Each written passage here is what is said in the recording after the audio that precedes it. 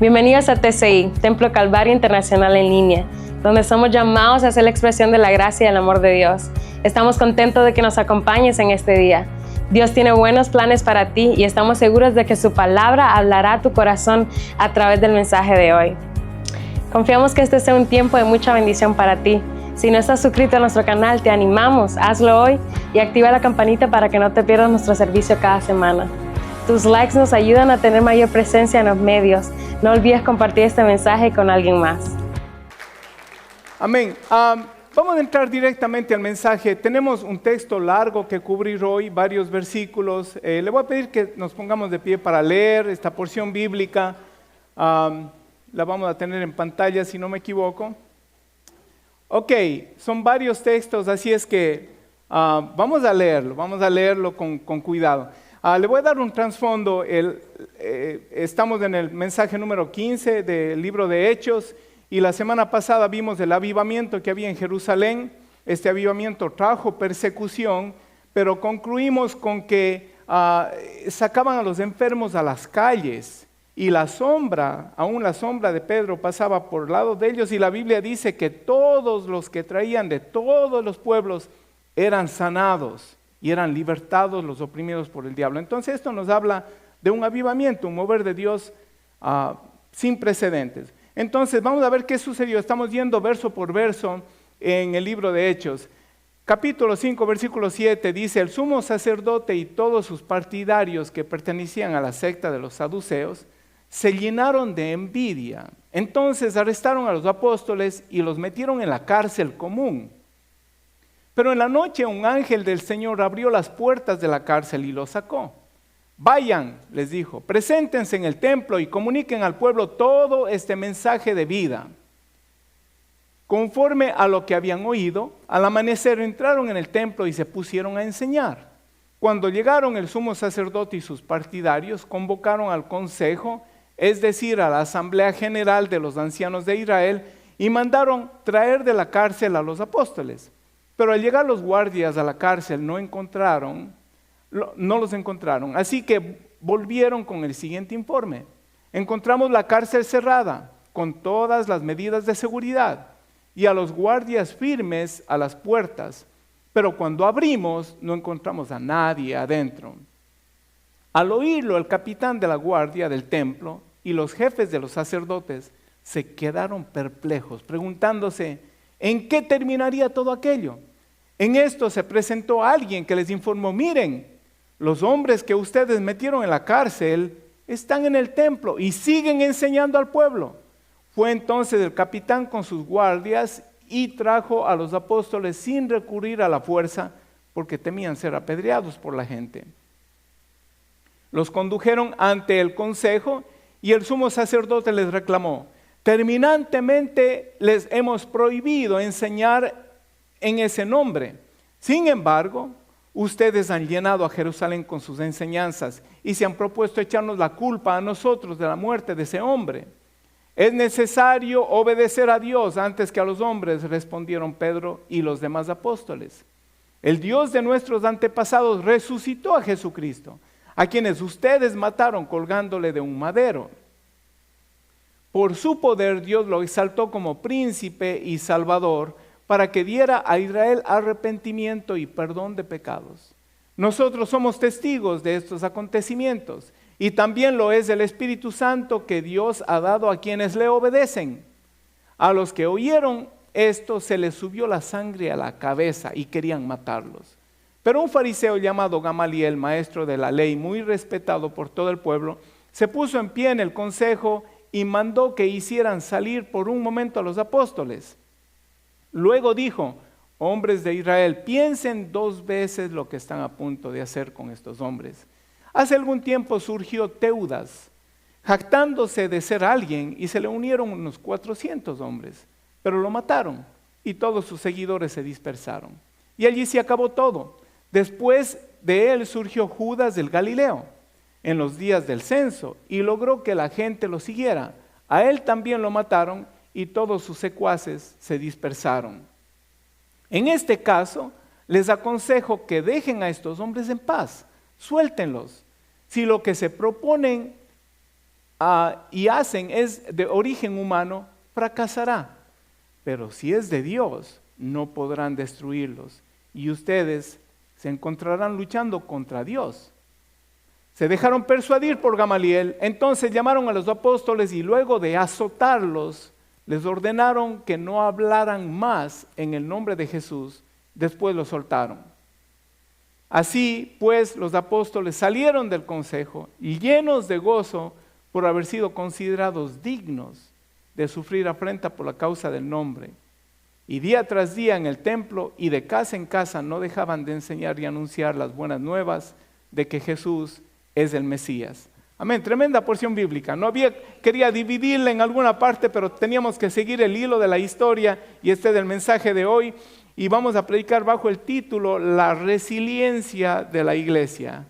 Resiliencia quiere decir a alguien que no se da por vencido y que se levanta vez tras vez. Vamos a orar. Padre, en el nombre de Jesús, tu palabra es bendita, Señor, y tu palabra es pan de vida para nuestras almas. Habla a nuestros corazones en el nombre de Jesús y ayúdanos a aprender de ella, Dios. ¿Cómo podemos ser hoy en día la iglesia resiliente? La iglesia que continúa a permanecer firme a pesar de cualquier persecución que puedan levantarse en esta generación. En el nombre de Jesús, amén. Amén. Pueden tomar asiento.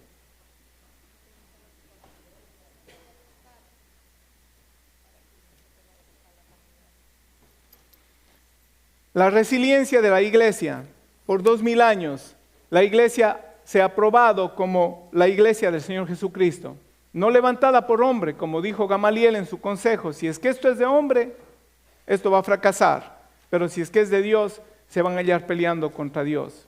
Por 2000 años, las fuerzas del mal, las personas incrédulas, duros de corazón, personas religiosas, dogmáticas, filósofos de todo tipo de trascendencia, de filosofía, han querido destruir la iglesia o parar la obra de Dios y no han podido.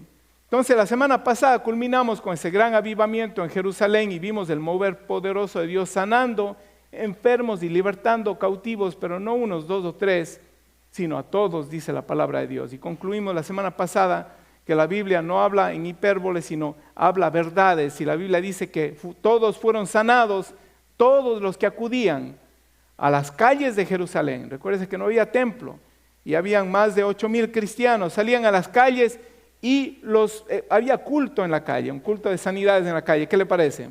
Eso era un tiempo de avivamiento. Pero cuando la iglesia avanza, las fuerzas del mal levantan resistencia. Siempre ha sido. Aquí vemos el patrón bíblico. Y esta no es la primera vez que los sumos sacerdotes se levantan en contra de los apóstoles. Vamos a tener algunas divisiones en el mensaje de hoy, pero la primera división le he llamado la furia de la ignorancia. Usted ve, los sacerdotes eran ignorantes. Ignoraban que Jesús en realidad era el Mesías enviado por Dios. Ellos, los doctores de la ley, son los que debían haber sabido esto, porque conocían el Antiguo Testamento, pero sin embargo ignoraban. Y el versículo 17 nos redacta que el sumo sacerdote y todos sus partidarios que pertenecían a la secta de los saduceos se llenaron de envidia. Eso dice la Biblia. En la nueva versión, en la Reina Valera dice, se llenaron de celos, se llenaron de envidia. Entonces vemos por qué se levantaron en contra. Ok, en primer lugar era la secta de los saduceos. Los saduceos se diferenciaban de los fariseos, aunque en esta ocasión estaban unidos, pero el que levantó esta persecución en esta ocasión era el sumo sacerdote de los saduceos. Los saduceos no creían ni en espíritu, ni en resurrección, ni en cosas sobrenaturales. Y por supuesto no creían o querían detener lo que Dios estaba haciendo a través de las manos de los apóstoles. Estaba sanando enfermos, libertando cautivos. Y ellos estaban predicando acerca de la resurrección de Jesucristo. Entonces dice, les arrestaron. En la Reina Valera dice, les echaron mano. Esto nos habla de una manera bien dura de tratar a la gente. No fueron y les dijeron, mira, quedan arrestados, tienes tu derecho a guardar silencio, toda palabra que hables será usada en tu contra. No les leyeron sus derechos, les echaron mano, dice la Reina Valera. Les cayeron encima, les echaron mano y groseramente les arrestaron y les pusieron en la cárcel pública. Esto da a entender que no era ningún tipo de cárcel especial. No les trataron como religiosos o como sacerdotes, de ninguna manera. Les trataron lo más bajo. Y fue el sumo sacerdote. Me llama la atención que la Biblia nos enseña la historia de la humanidad. Siempre hay una persona que empieza cualquier movimiento, un movimiento para bien o un movimiento para mal, un movimiento antagonista o un movimiento de bendición. En este caso fue el sumo sacerdote. Se llenaron de envidia con los apóstoles. ¿Sabe por qué? Porque los apóstoles estaban ganando popularidad y los sumos sacerdotes estaban perdiendo popularidad. También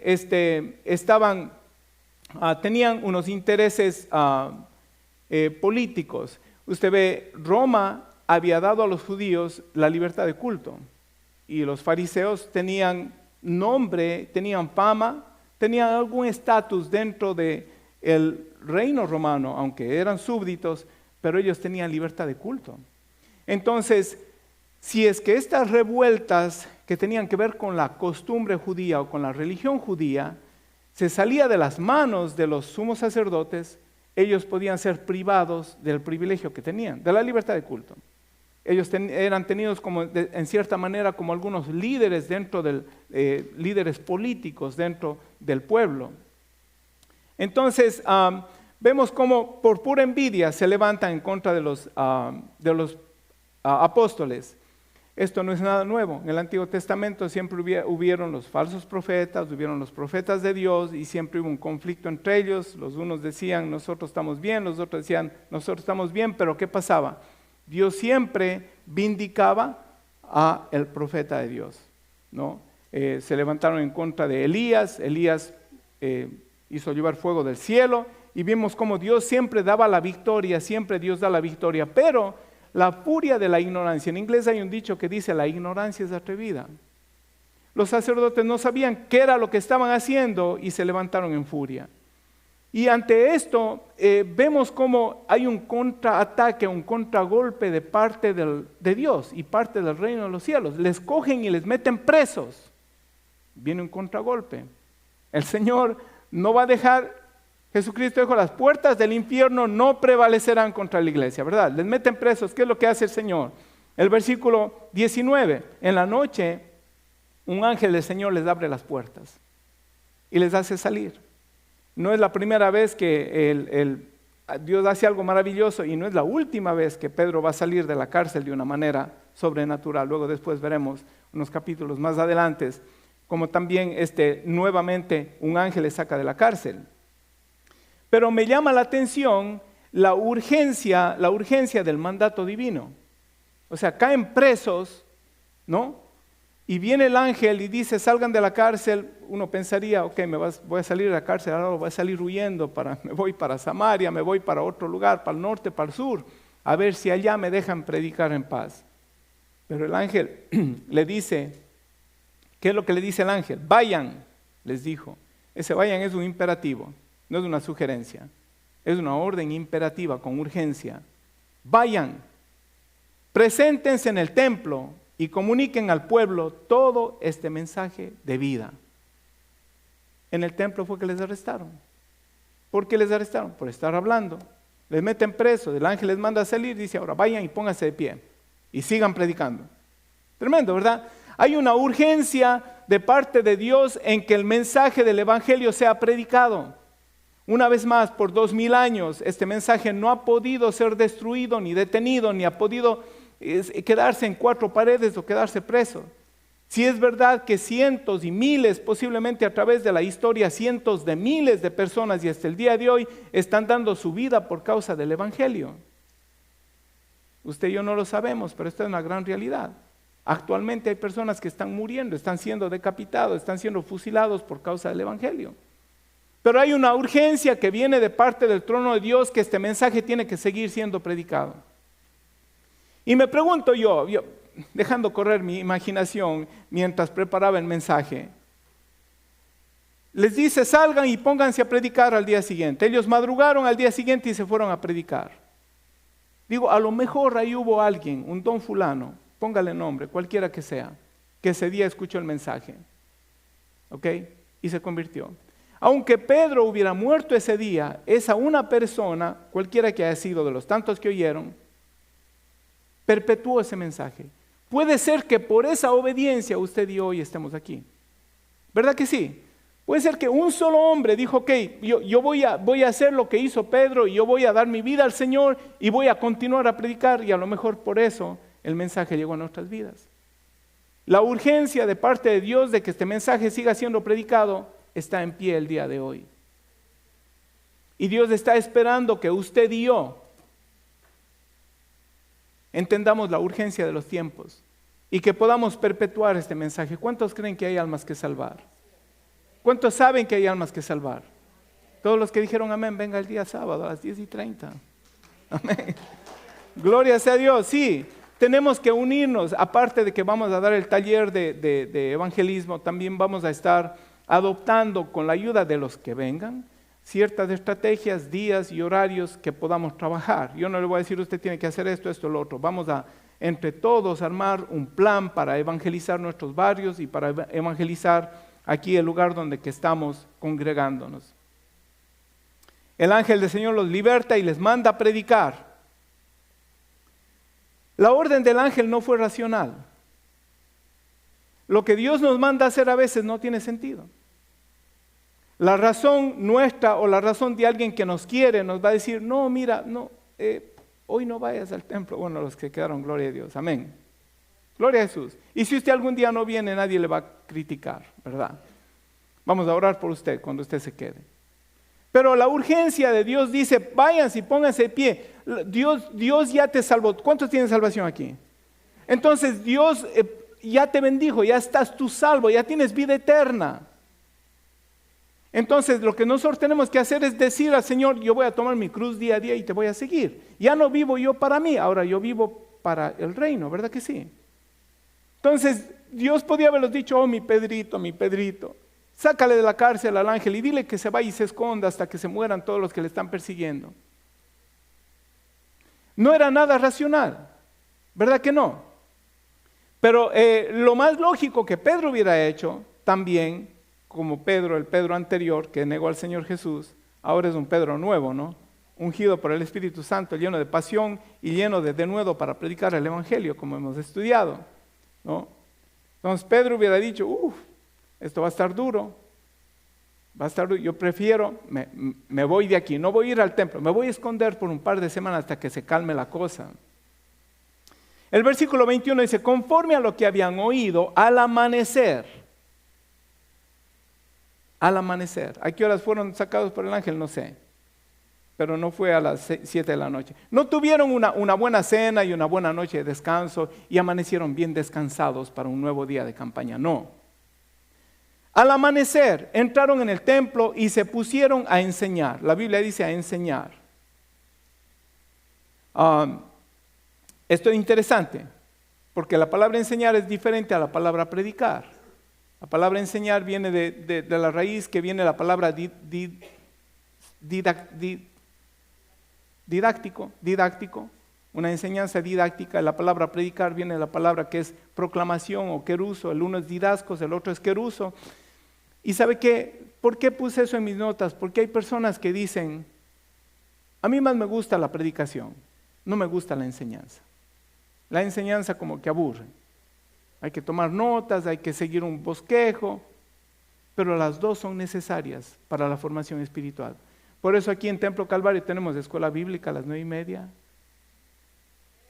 Amén, amén, los que vienen, amén, y son edificados, gloria a Jesús. Hay una enseñanza bíblica y luego hay la exposición de la palabra, que a veces también yo lo hago en forma didáctica o en forma de predicación. Las dos cosas son necesarias. Y en tiempos de crisis, como estaban, en tiempos críticos, como estaba la iglesia primitiva, el ángel les manda a enseñar la palabra de Dios. Es muy interesante eso. Cuando llegaron, el sumo sacerdote, ahora el sumo sacerdote y sus partidarios, escuche, el sumo sacerdote, los apóstoles madrugaron y estaban en el templo, el sumo sacerdote no fue al templo.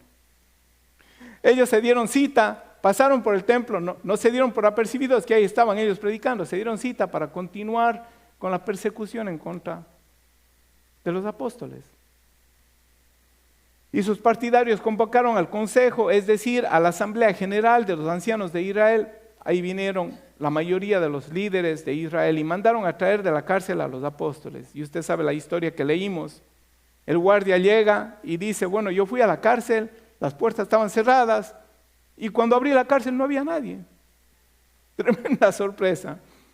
Yo estoy seguro que, bueno, la historia no cuenta que alguien se haya fugado de la cárcel, pero por lo general es difícil que alguien se fugue de la cárcel. Y si se fuga alguien una vez, pues le ponen doble seguridad para que no vuelva a suceder.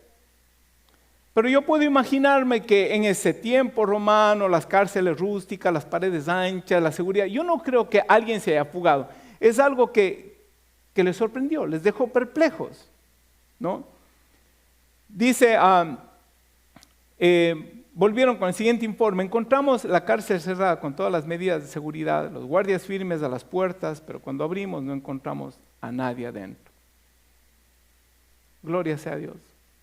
Mientras los unos obedecían, madrugando a cumplir la palabra de Dios, arriesgando sus vidas, los otros estaban convocados para ver qué iban a hacer en contra de los apóstoles.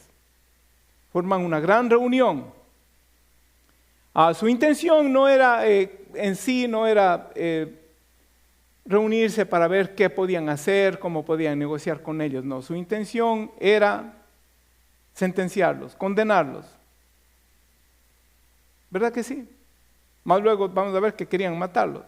Aparte de los celos, pues eran los intereses políticos. No querían perder su posición y no querían perder su prestigio delante de los soldados romanos o delante del imperio romano. Entonces, ahora vamos a ver, le puse la confusión de los confundidos. Los sacerdotes estaban confundidos. Y vienen, el versículo 5, versículo 24, capítulo 5, dice: al oírlo el capitán de la guardia y del templo y los jefes de los sacerdotes, que la cárcel estaba vacía, se quedaron perplejos. Esa palabra quiere decir que se quedaron, no sé si en su país dicen boquiabiertos. Boquiabiertos, se quedaron asombrados. Se quedaron perplejos, se quedaron confundidos. Bueno, ya estaban confundidos, pero se confundieron más. La confusión de los confundidos. Al oírlo, el capitán de la guardia, los jefes de los sacerdotes, se quedaron perplejos, preguntándose en qué terminará todo aquello. O sea, ya empezaron a ver, no creían en cosas sobrenaturales, pero ahora dijeron, ups, ¿y ahora? ¿Qué va a suceder? En eso se presentó alguien que les informó: miren, los hombres que ustedes metieron en la cárcel están en el templo y siguen enseñando al pueblo. Fue entonces el capitán con sus guardias y les trajo a los apóstoles sin recurrir a la fuerza, porque temían ser apedrados. Esto me dice dos cosas. En primer lugar, había mucha gente que les estaba escuchando y los apóstoles ya habían ganado favor del pueblo. Obviamente, estaban recibiendo la gracia de Dios, enfermos eran sanados, estaban convirtiéndose, se les estaban abriendo sus ojos a la realidad. No, pero también me dice otra cosa, aparte de que había mucha gente, me dice que los apóstoles no pusieron resistencia, ¿verdad? O sea, vinieron y me imagino yo que el pueblo, algunos ya cogieron piedras, porque dice que los guardias no les hicieron fuerza, porque temían ser apedreados.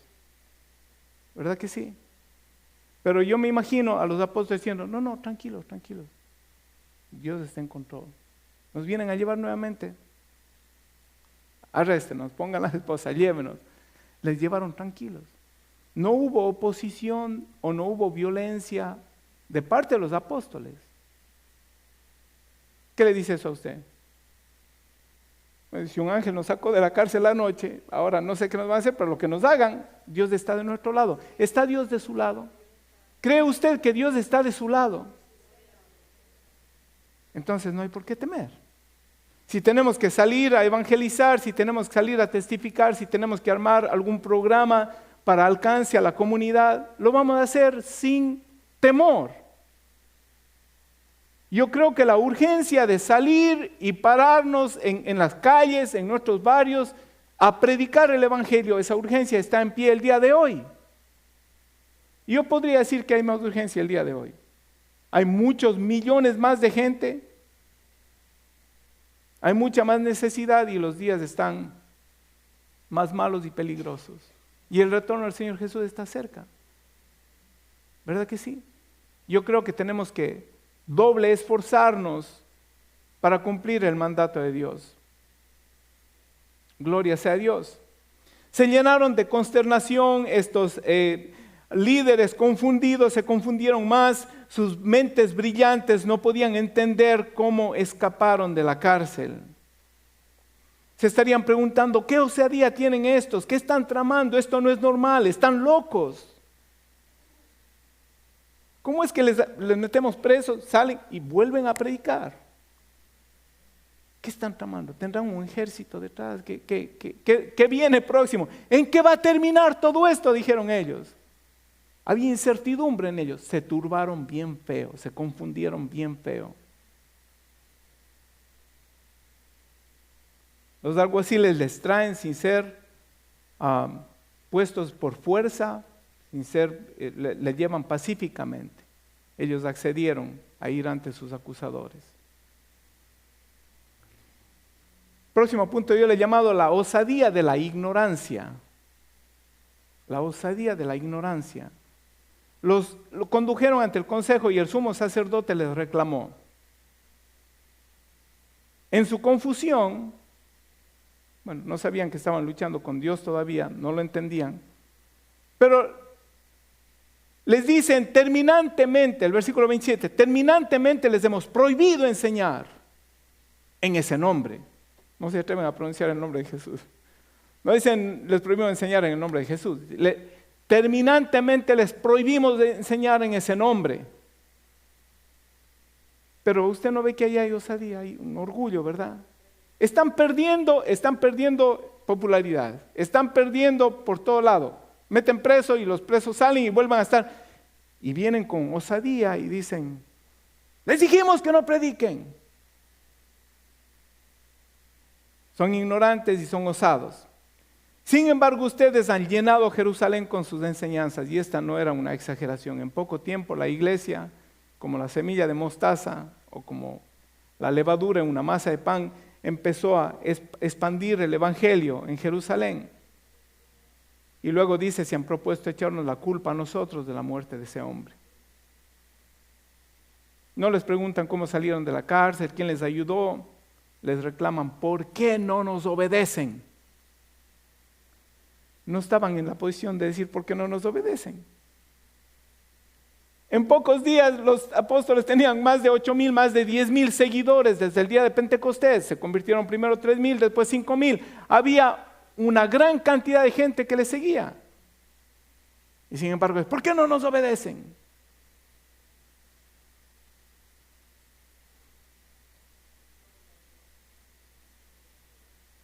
Lo próximo en el versículo 29 yo veo que los apóstoles responden con autoridad. La autoridad de la verdad. ¿Qué responden los apóstoles? Versículo 29. Es necesario obedecer a Dios antes que a los hombres. Es una gran verdad. ¿Quién puede contradecir eso? Nadie. Ellos ya habían dicho eso, ¿se recuerda? Hace una semana o dos, ellos ya dijeron eso cuando les arrestaron la primera vez. Esa vez dijeron, juzguen ustedes mismos a quién debemos obedecer, a Dios o a los hombres. Ahora vuelven y repiten, es necesario obedecer a Dios antes que a los hombres.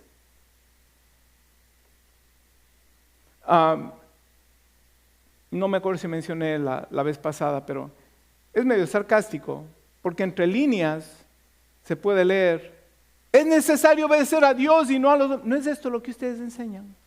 ¿Qué enseñaban los líderes religiosos? Hay que obedecer a Dios. Eso enseñaban. Jesús dice, hagan lo que ellos dicen, pero no hagan lo que ellos hacen. Entonces, ellos enseñaban algo que no practicaban. Ellos no sabían lo que era obedecer a Dios, pero eso es lo que ellos enseñaban. Entonces la respuesta a los apóstoles es medio sarcástica o inteligente. Dice, es necesario obedecer a Dios. Entre líneas, ¿no es eso lo que ustedes enseñan?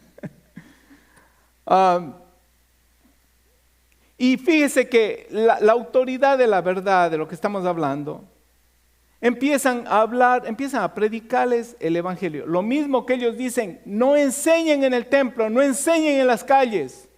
Ahora vienen y les dicen, el Dios de nuestros antepasados resucitó a Jesús. A propósito, el evangelio se puede basar en unos pocos principios. Jesús, el Hijo de Dios, Dios envió a su Hijo a morir por los pecados de nosotros. Jesús es Hijo de Dios, murió en una cruz, resucitó, ascendió al cielo, el Espíritu Santo es dado a la iglesia para que podamos prevalecer y Jesucristo viene pronto. Ese es el evangelio, no es muy complicado. Cristo vino a morir, resucitó, está en el cielo, nos dio el Espíritu Santo y viene pronto. A propósito, en varios de las partes en las que Pedro y Juan tienen que defenderse, predican el evangelio. Hablan de Jesús que ha muerto, que Jesús que ha resucitado y hablan del Espíritu Santo. El Dios de nuestros antepasados resucitó a Jesús, a quien ustedes mataron colgándole en el madero. Si usted está siendo interrogado ante el concilio de una ciudad, trate de no faltarles al respeto. Pero estos eran osados. Los apóstoles eran atrevidos y tenían autoridad porque hablaban la verdad. Están hablando aquí la pura verdad. Están diciendo, ustedes fueron los que mataron a Jesús. Nosotros sabemos que nuestro pecado mató a Jesús y a Jesús nadie le mató, Él puso su vida por nosotros. Pero murió por manos y por manipulación de los líderes religiosos. Amén. Ustedes lo mataron colgando en el madero. Por su poder Dios lo exaltó como príncipe y salvador. Están predicando el evangelio. Para que diera a Israel arrepentimiento y perdón de pecados. Están diciendo, mira, Él es el Salvador, ustedes lo mataron, el Señor lo resucitó, Él es ahora puesto para salvación, para perdón de pecados.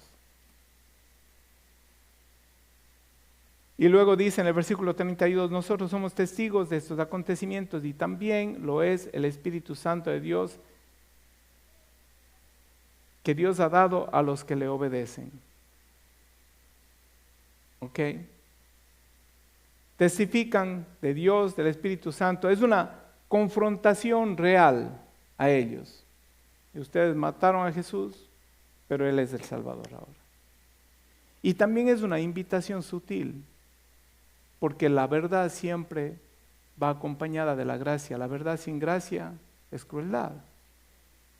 Entonces la autoridad de la verdad vienen y predican, dice, Él murió, Dios lo resucitó, ustedes lo mataron, pero Él es Salvador. Y ahora es una invitación sutil. Dice, Dios ha dado el Espíritu Santo a los que le obedecen. Jesús está levantado para perdón de pecados. Le está predicando el evangelio. Le está diciendo, le está dando oportunidad a los líderes religiosos de que se arrepientan, que en ellos hay perdón y que ellos también pueden recibir el Espíritu Santo si es que obedecen. ¿Verdad? Entonces, la autoridad de la verdad vienen y les confrontan de una manera tremenda, aunque son sus acusadores, aunque sus vidas están en sus manos, ellos vienen y les predican el evangelio. Con gracia, les dan oportunidad a que se arrepientan. Pero los que oyeron esto, dice, se les subió la sangre a la cabeza, dice el versículo 33. ¿Ha pasado a usted que alguna vez se le sube la sangre a la cabeza? No sé que esa es la nueva versión internacional. Creo que la Reina Valera dice, se llenaron de ira o de enojo y querían matarlos. Ellos estaban listos para dictar sentencia y ese rato se armaba la grande ahí. Porque estos irrespetuosos, irreverentes contra las autoridades y el liderazgo espiritual vienen a hablarnos y nos vienen a echar la culpa que nosotros le matamos. Se les subió la sangre a la cabeza. Pero ahí vemos la intervención del favor divino. El favor divino. A mí me gusta en inglés, F-O-G quiere decir neblina, ¿verdad? Fog. Y el pastor Dan decía, cuando alguien le decía, Pastor Dan, ¿te ves bien? O decía, that's the fog. Es la neblina. ¿Qué es eso? The favor of God. El favor de Dios. El favor de Dios estaba con ellos. No sé si usted ha oído hablar de Gamaliel, fue uno de los maestros más reverenciados de la ley en ese entonces, era fariseo, porque él fue el que instruyó a Pablo, ¿no? Era muy conocedor de la ley. Los saduceos y los fariseos eran enemigos. Los unos creen en Espíritu Santo, en resurrección, en espíritu, en resurrección. Los otros no creen ni en espíritu, ni en resurrección, ni en lo sobrenatural. Pero, ¿cómo es que dice? The enemy of my enemy is my friend. Los cristianos son tus enemigos, son míos también. Ok, somos amigos entonces. Ahí se hicieron amigos para perseguir a los apóstoles, se hicieron amigos, aunque eran de sectas diferentes.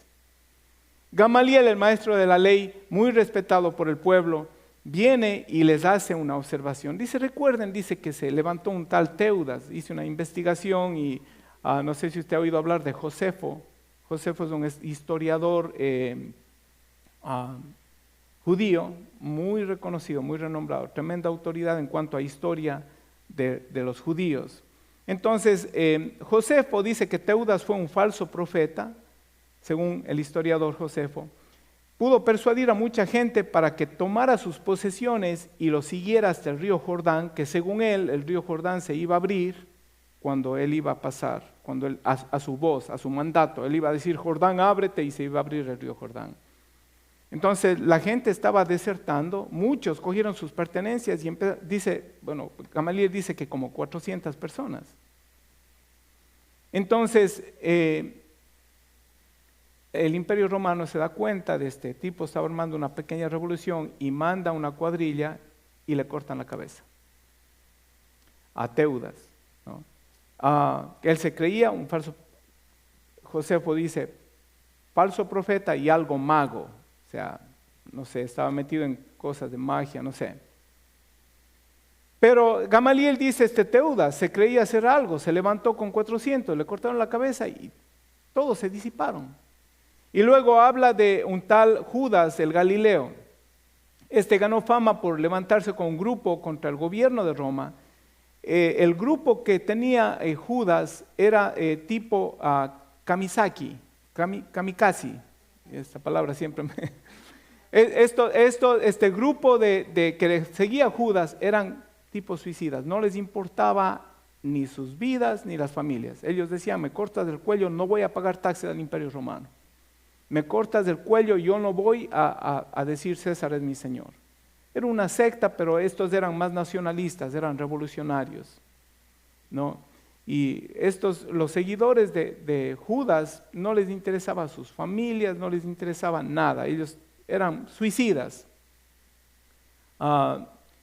Pero también Gamaliel dice, a también le mataron y todo se disipó. Y luego Gamaliel trae un punto bien interesante y sabio, ¿no? Dice, pues si es que estos son parecidos a Teudas, que se levantó con 400 y quiso armar una revuelta, o a Judas, pues pronto va a terminar esto. Parece que Gamaliel dijo, bueno, esto lo comenzó Jesús, y después de que murió, esto cogió fuerza, ¿verdad?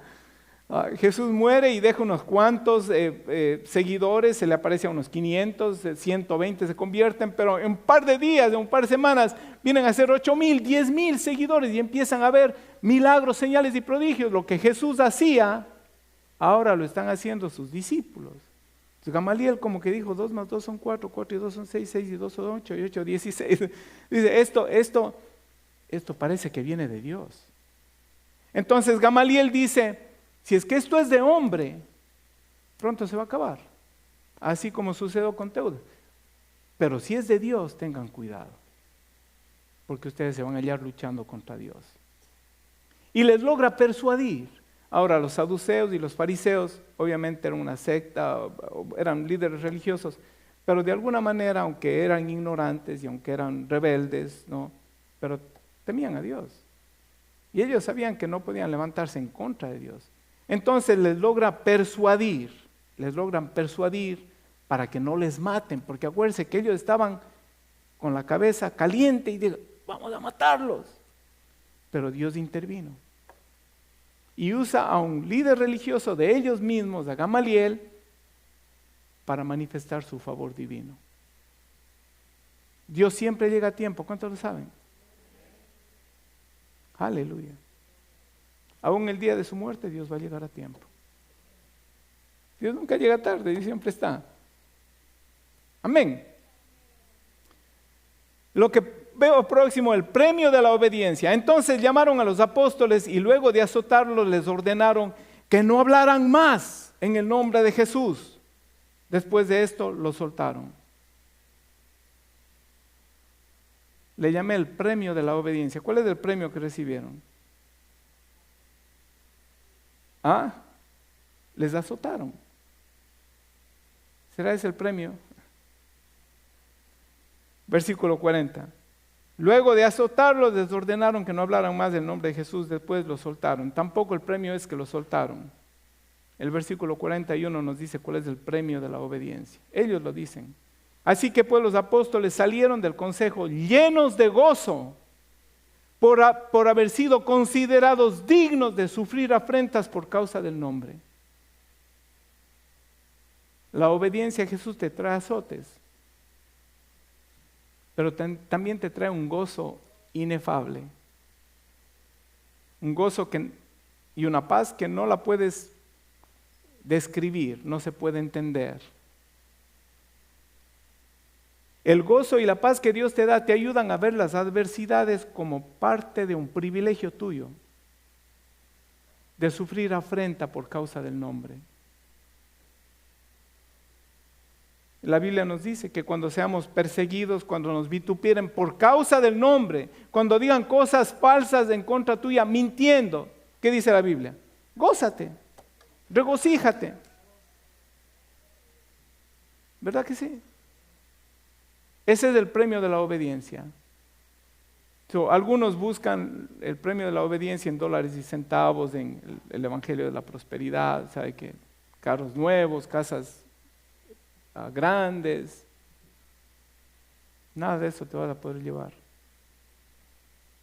Pero ellos fueron tenidos fueron tenidos como un privilegio haber sido hallados dignos de sufrir afrenta por causa del nombre.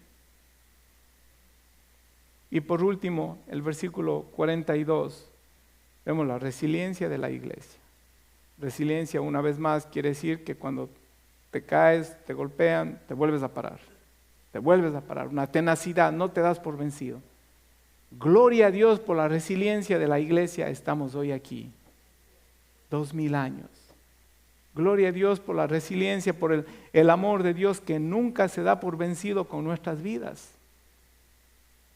No se dio por vencido por 25 años de una vida sin Cristo.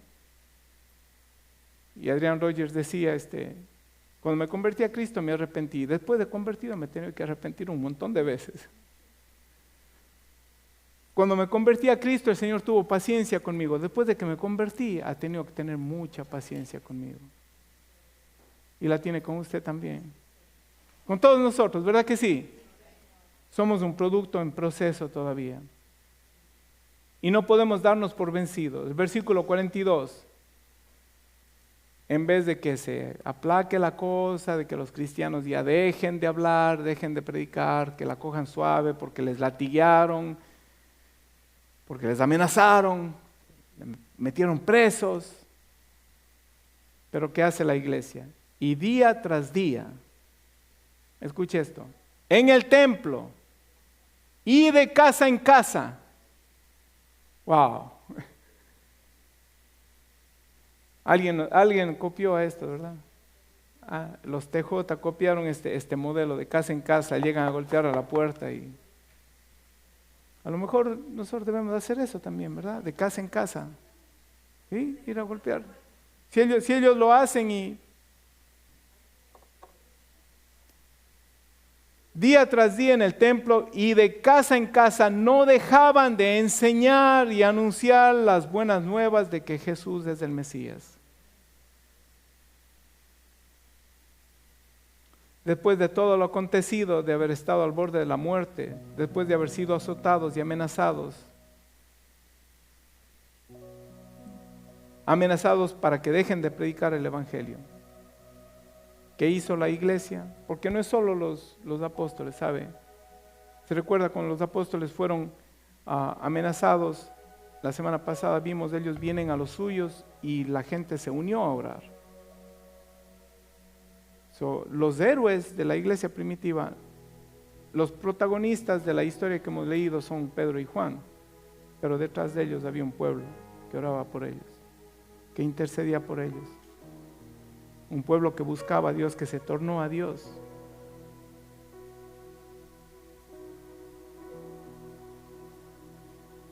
La iglesia cogió más confianza, doblaron el esfuerzo, no dejaban de enseñar y de anunciar que Jesús era el Mesías. Hay un dicho en inglés que dice: cuando las cosas se ponen duras, los duros siguen adelante. When the going gets tough, the tough get going. Las cosas se han puesto duras en algún momento en tu vida, pero aquí estás, ¿verdad que sí? ¿Sabes por qué? Porque tú eres hijo de Dios. Hay una semilla de resiliencia en ti. El espíritu que estaba sobre Pedro, sobre Juan, que no se daba por vencido. Y posiblemente el ángel de Jehová susurró a tu oído o en un sueño y te dijo: no te des por vencido. Mañana vuelve a la factoría y vuélveles a hablar. Vuelve a predicar el evangelio. O posiblemente has fallado, cuando fallamos, ¿no? El diablo dice, el diablo es sutil, te dice: haz esto, y después de que lo haces dice: te chavaste. Es experto en traer condenación, quiere vernos caídos, pero tenemos la simiente divina, el Espíritu Santo de Dios. Dios no nos ha dado espíritu de cobardía, sino de poder, de amor, de dominio propio. Es tiempo de levantarse. No podemos quedarnos caídos. Recuerda que para ganar una pelea lo único que tienes que hacer es levantarte una vez más de las que caes. O no, el mismo número de las veces que caes. Si te caes 10 veces, levántate 10 veces y ganaste la pelea. Amén. Gloria sea Jesús. Le voy a decir algo que el Señor puso en mi corazón el jueves. Creo que estuvimos en una conferencia de liderazgo y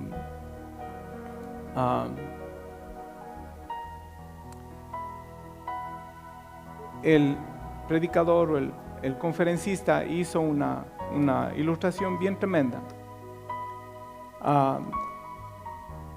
En cierto país tenían rebaños, grandes rebaños, y no tenían dinero para ponerles cercas para que no se vayan los animales.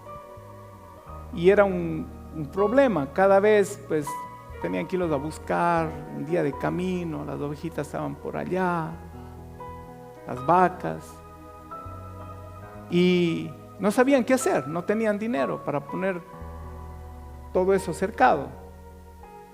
Y alguien les da una idea. Un pastor de ovejas le dice: hagan un pozo y que nunca falte agua en el pozo.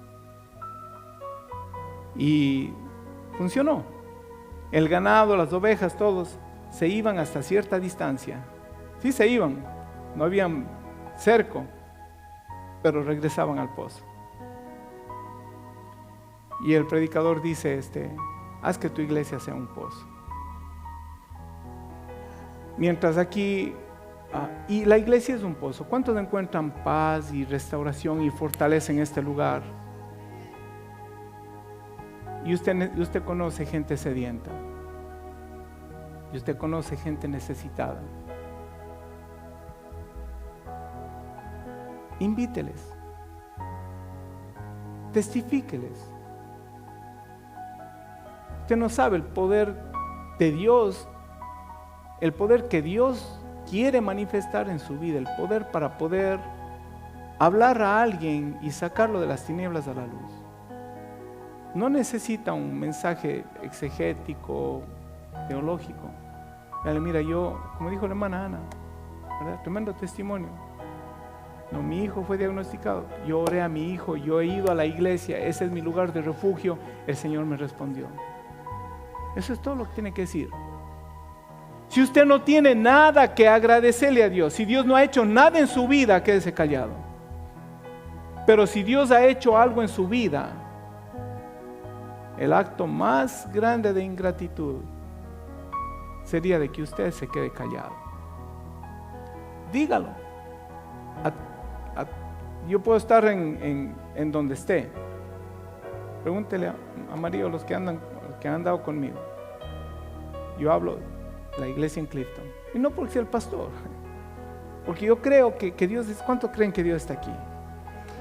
Si yo recibo bendición de parte de Dios en este lugar, yo no puedo quedarme callado. Tengo que decirle, hay un pozo de agua viva. Y usted y yo tenemos un compromiso para con Dios, de venir a este lugar con reverencia, a adorar a Dios, a activar el favor divino. Dijimos al principio, cuando la iglesia activa el favor divino, los enfermos son sanados, los cautivos son libertados. Dios hace prodigios y milagros. Dios no ha cambiado. Dios no ha cambiado. Por último, mire, ¿qué pasaría si usted y yo venimos a los cultos y estamos así, desganados, conversando el uno con el otro? Viene gente aquí, posiblemente ve lo mismo y ve desinterés. Yo le llamaría eso falta de reverencia, ¿no? Falta de reconocer de que Dios está en este lugar. Pero ¿qué tal si es que nos prendemos y nos convertimos o manifestamos lo que somos, porque ya somos adoradores en espíritu y en verdad? No importando que usted sea introvertido, usted venga y diga, Señor, yo quiero adorarte, Señor. Yo nunca lo he hecho, no sé cómo lo hacía antes, pero yo quiero que tu reino venga a este lugar. Yo quiero que aquí se haga tu voluntad así como en el cielo. Yo quiero que el cielo se deje sentir aquí, Señor, porque yo creo que tú estás aquí.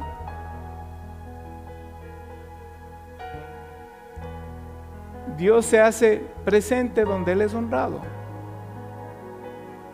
Y si vienen personas nuevas, van a ver, aquí hay algo diferente. Este es un pozo de agua de vida. Y van a volver una y otra vez aquí. Y me voy a atrever a decir algo. El mismo día jueves, Dios puso algo en mi corazón. Creo que lo comenté con una o dos personas. Pero está muy pronto un mover de Dios en Templo Calvario. Está muy pronto un mover de Dios como nunca lo hemos experimentado antes. ¿Ok? Apúntelo si quiere. Y yo creo que Dios habló a mi corazón. Dios está a punto de hacer una cosa maravillosa, algo nuevo aquí en este. ¿Cuántos lo creen? Aleluya. Seguro que sí. Amén. Padre y Dios, te damos gracias, Señor.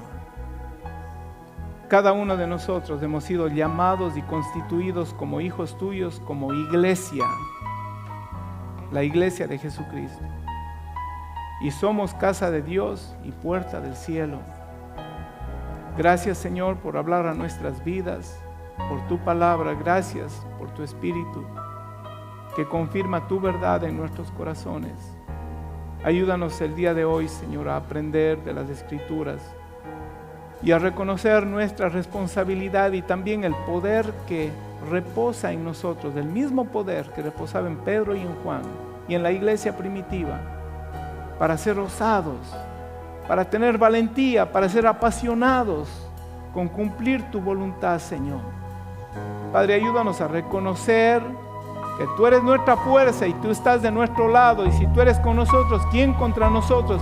Haznos la iglesia resiliente que necesitamos ser, Dios mío, a levantarnos una y otra vez, porque hay urgencia, Señor.